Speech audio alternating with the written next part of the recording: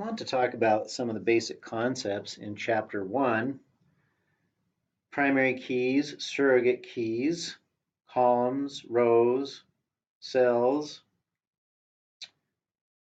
To begin with, let's look at this table, the vendors table. A relational database system is made up of a system of tables, and these tables are related to each other through keys. Now, let's talk about a primary key. In this table, the vendor table, we have vendor ID, which is a unique auto-assigned ID, and we have vendor name. The vendor name column has an index which doesn't allow duplicate values. The vendor ID has the same type of index. In a table, we usually define the primary key, but in this case, we have several candidates for primary keys.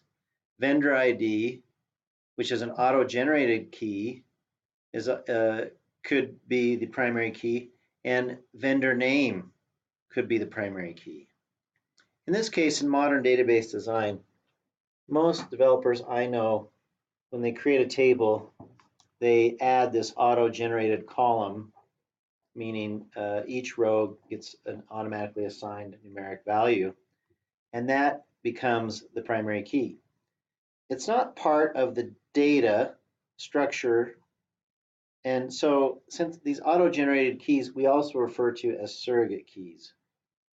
We don't have to have this. If we didn't have it, we could make vendor name the primary key, since it is unique and uniquely identifies a row in this table. So this direction, up and down, vendor name is a column, and this is a row going horizontally. The intersection of a column and a row is called a cell.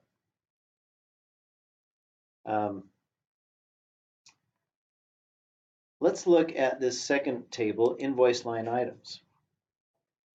Now, if you're trying to see what is the primary key here, you notice we don't have an auto-generated surrogate key for invoice line items. What we have is we have the invoice ID, which is a foreign key to vendor's primary key. And then we have this invoice sequence column, account number, line item, and line item description. In this table, it's a combination of columns that make a row unique. So on the first invoice, the invoice sequence, there's only one, meaning there's only one line item on the invoice. Same thing for invoice 2 and 3 up through number 11.